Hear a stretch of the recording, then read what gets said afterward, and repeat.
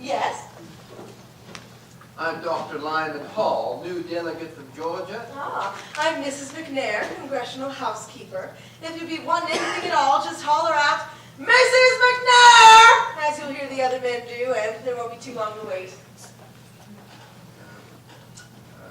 Where does the Georgia delegation belong? They know about it in that corner over there near the two Carolinas.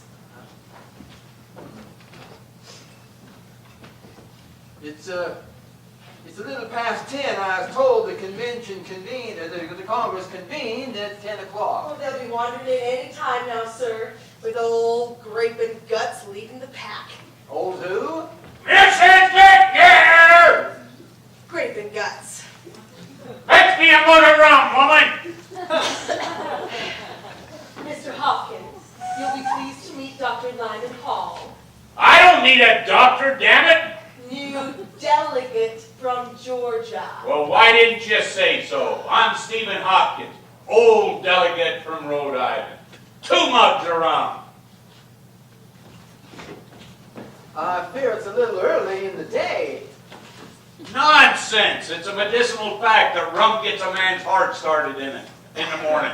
I'm surprised you didn't know it. You know, he thinks he's the oldest member in Congress. Ben Franklin's older by almost a year. Rum! Where does Georgia stand on the question of independence, Doctor? With South Carolina, of course. Good morning, Nettie. Shake the hand of Dr. Lyman Hall of Georgia. This is Edward Rutledge, delegate from whichever Carolina he says he's from. Heaven knows I can't keep him straight. A pleasure, Dr. Hall. Your servant, Mr. Rutledge. Mrs. McNair! You're wrong! Where did you go, woman? Jamaica?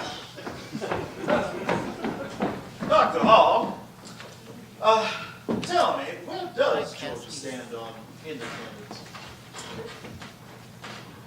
I come here without instruction, able to vote my own personal convictions. And they are? Personal. Dr. Hall, the Deep South speaks with one voice. It is traditional. Even more, it is historical.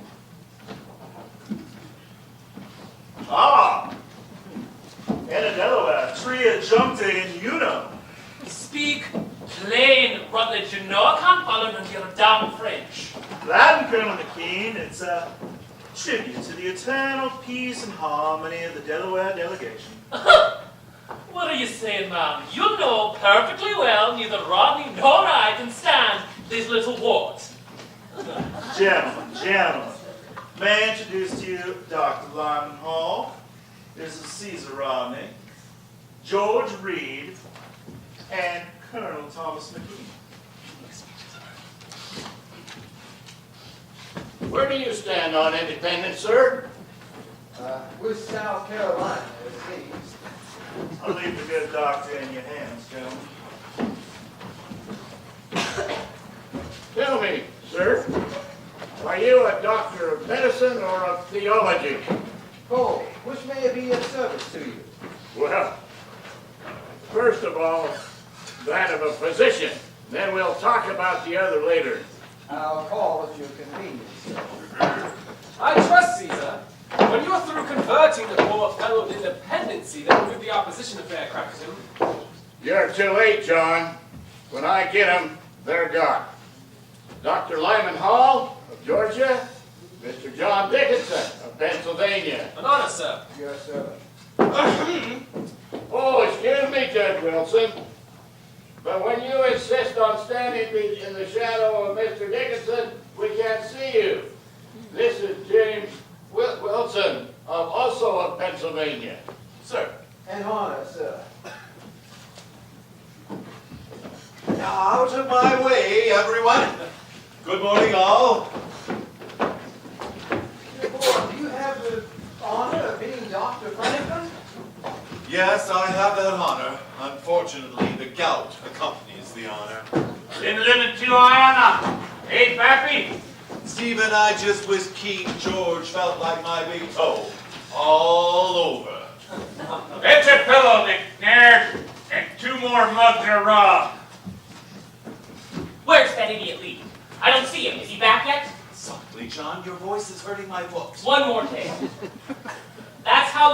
stay silent, not a second longer. That strutting popinjay was so damn sure of himself, he's had time to return a dozen proposals by now. Tell me, James, how do you explain the strange monumental quietude that Congress has been treated to these past days, as the ill wind of independence finally blew itself out? If you ask me. For myself, I must confess that a month free from New England noise is more therapeutic than a month in the country. Don't you agree, James? Well, Mr. Adams, pray look for your voice, sir. It cannot be far, and we need the entertainment in this Congress. Congratulations, John. You've just made your biggest contribution to independence. You kept your flap shut. One more day. That's good.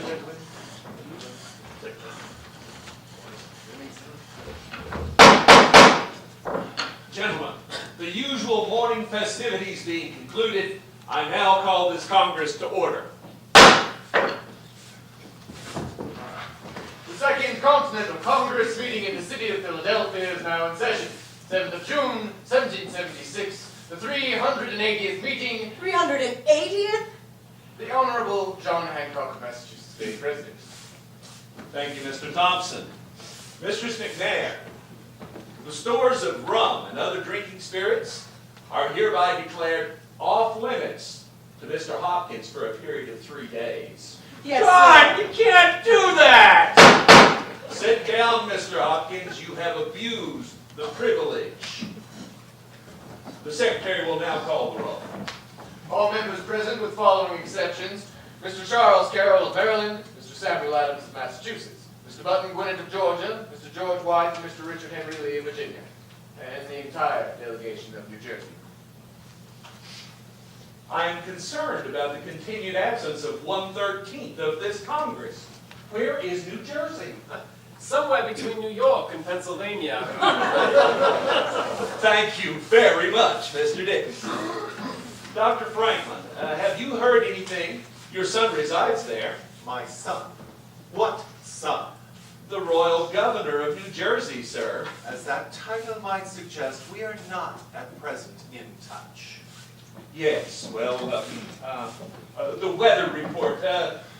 Mr. Jefferson of Virginia. Mr. Jefferson. Present. May we hear about the weather? As though it weren't speaking for itself. 87 degrees of temperature, 30.6 inches of mercury, wind out of the southwest, and for tonight I leave for home. On business? Family business. Give her a flourish for me, young feller. Yes, sir.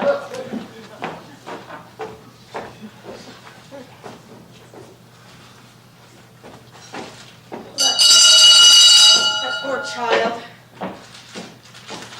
From the Commander, Army of the United Colonies in New York, dispatch number 1137.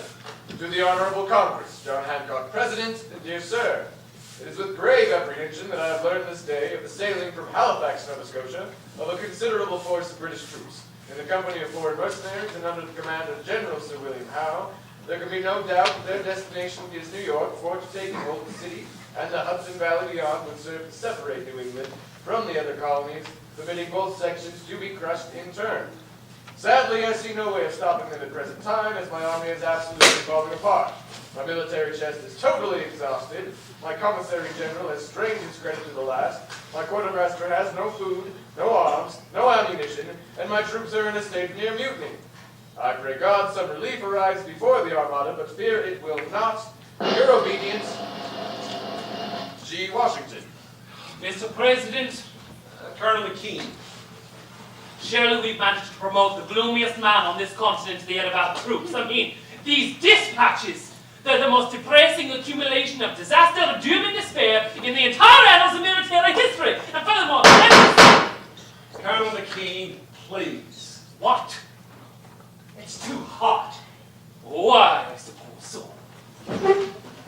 General Washington will continue to work his dispatches as he sees fit. And I'm sure we all pray that he will find happier thoughts to convey in the near future. Mr. Secretary, are there any resolutions? Dr. Josiah Bartlett of New Hampshire. Resolved that for the duration of the present hostilities, the Congress discourage all types of extravagance and dissipation, elaborate funerals, and other expensive diversions, especially all horse racing. Benji,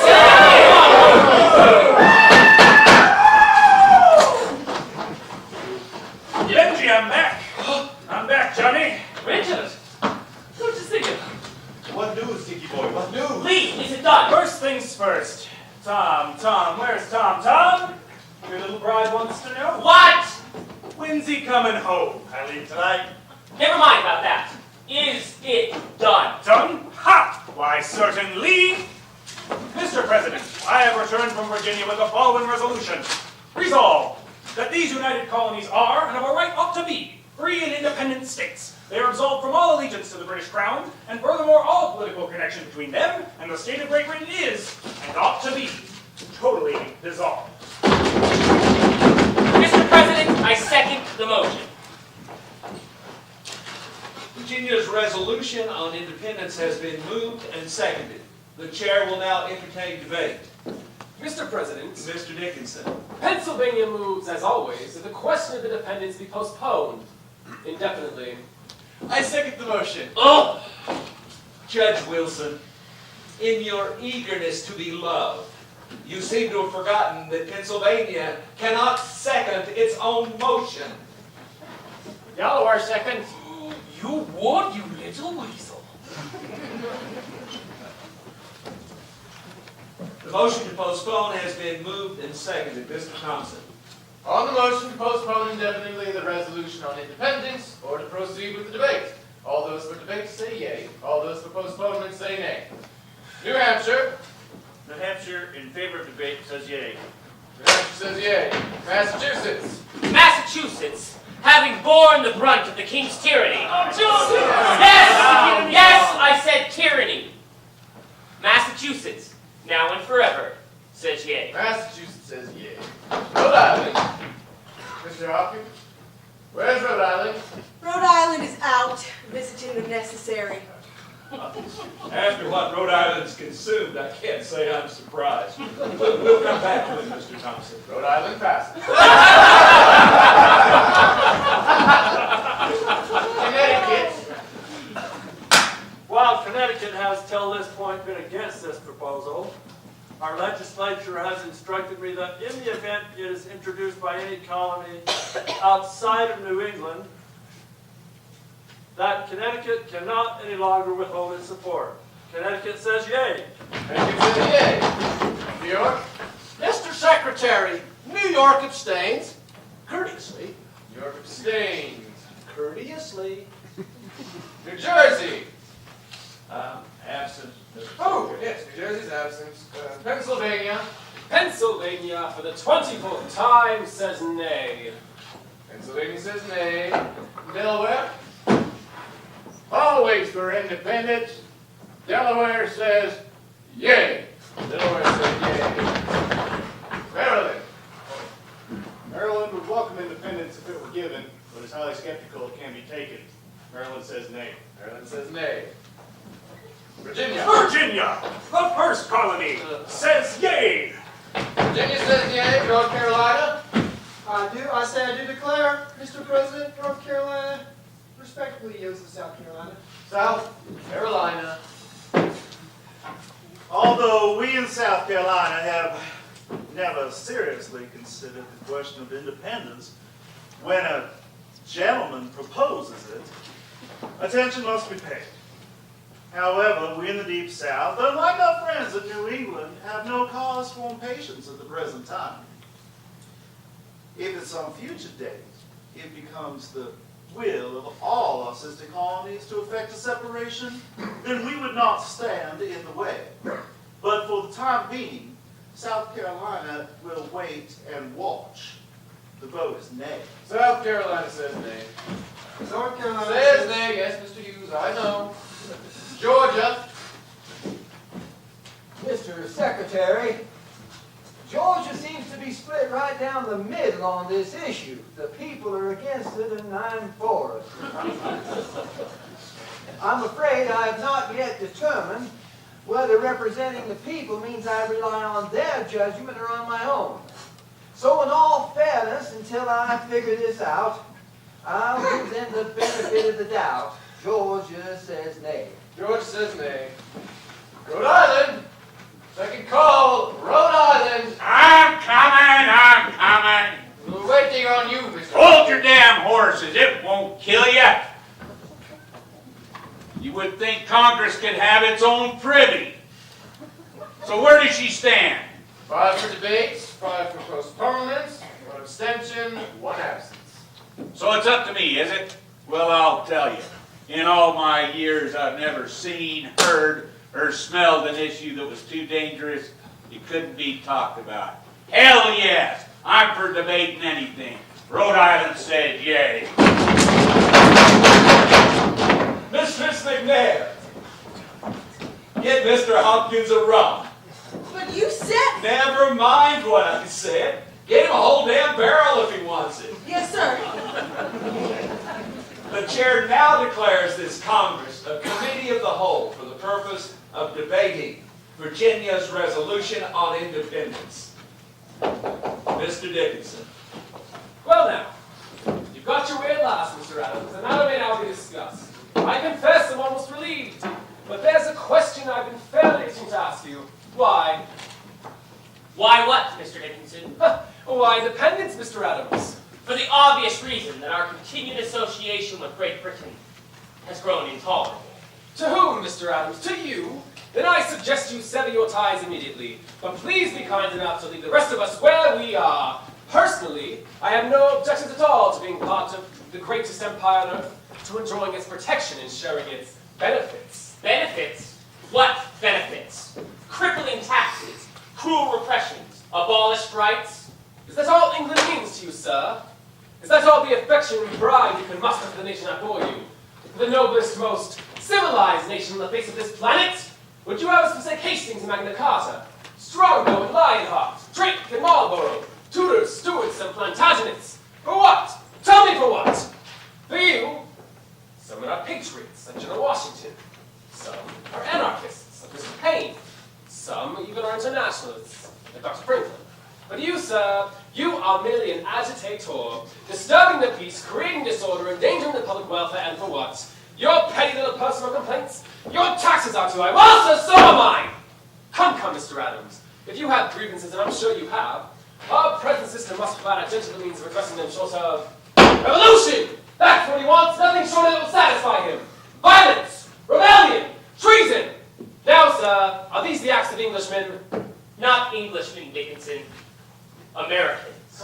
No, sir! Englishmen! Please, Mr. Dickinson, but must you start banging? How's a man to sleep?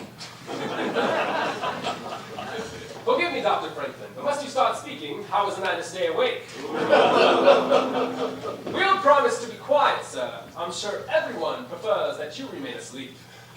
If I'm to hear myself called an Englishman, I assure you, I'd prefer I'd remained asleep. What's so terrible about being called an Englishman? The English don't seem to mind. Nor would I, were I given the full rights of an Englishman. But to call me one without those rights is like calling an ox a bull. He's grateful for the honor, but he'd much rather have what's rightfully his restored.